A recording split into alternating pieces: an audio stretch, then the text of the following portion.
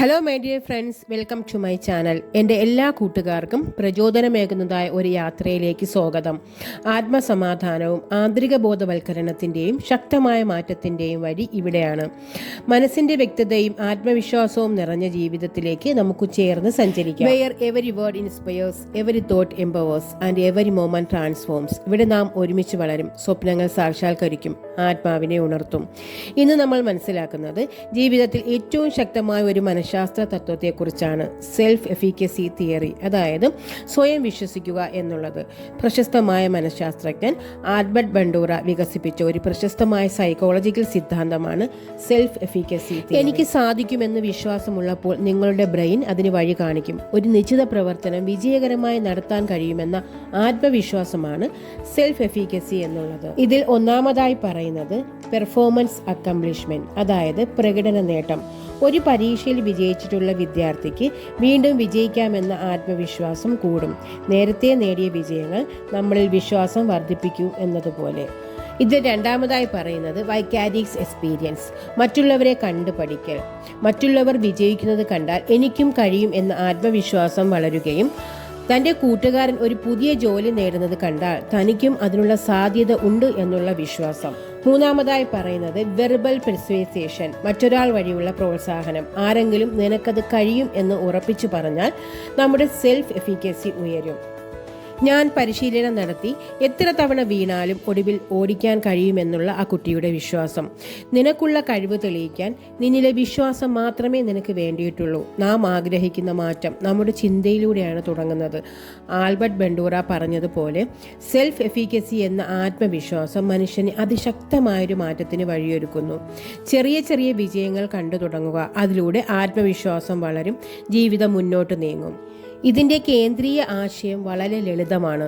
നമുക്ക് എന്തെങ്കിലും നേടാനാകും എന്ന വിശ്വാസം നമ്മുടെ പ്രവർത്തനങ്ങളെ, നമ്മുടെ തീരുമാനങ്ങളെ, നമ്മുടെ വിജയത്തെ പോലും നിർണ്ണയിക്കുന്നു. ഉദാഹരണത്തിന്, ഒരു പരീക്ഷയ്ക്ക് പഠിക്കാൻ ഒരുങ്ങുന്ന വിദ്യാർത്ഥിയെ നോക്കൂ. അവൻ ആത്മവിശ്വാസത്തോടെ പഠിച്ച് പരീക്ഷയെ നേരിടുമെങ്കിൽ വിജയത്തിനുള്ള സാധ്യതകൾ 10 മടങ്ങ് വർദ്ധിക്കും. അവനവന് തന്നെക്കുറിച്ചുള്ള വിശ്വാസമാണ് സെൽഫ് എഫിക്കസി എന്ന് പറയുന്നത്. സെൽഫ് എഫിക്കസി വർദ്ധിപ്പിക്കാൻ കഴിയുന്ന മാർഗങ്ങളുണ്ട്. അതിൽ ഒന്നാമതായി പറയുന്നത് പുതിയ പരീക്ഷണങ്ങൾ ചെയ്യുക എന്നുള്ളതാണ്. ചെറുതെങ്കിലും വിജയങ്ങൾ നേടുക. രണ്ടാമതായി പറയുന്നത് പോസിറ്റീവ് മാതൃകകളെ നിരീക്ഷിക്കുക, അതായത് ഒരേ സാഹചര്യത്തിൽ വിജയിച്ച ആളുകളുടെ കഥകൾ കേൾക്കുക എന്നതാണ്. മൂന്നാമതായി പറയുന്നത് പരസ്പര പ്രോത്സാഹനം, അതായത് നിനക്ക് കഴിയും എന്ന ഒരു വാക്ക് പോലും വിശ്വാസം വളർത്തും.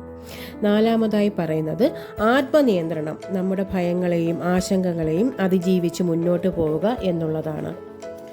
വിദ്യാർത്ഥികൾക്കും ജീവനക്കാർക്കും പൊതുജനങ്ങൾക്കും ഒക്കെ പ്രചോദനമേകുന്ന ധാരാളം ഉദാഹരണങ്ങളുണ്ട്.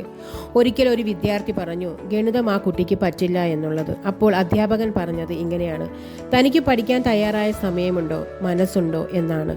കുറച്ച് ദിവസങ്ങൾ കൊണ്ട് അവൻ ചെറിയ പ്രോബ്ലംസ് മനസ്സിലാക്കാൻ തുടങ്ങി. ആ വിദ്യാർത്ഥിയുടെ വിശ്വാസം വളർന്നു.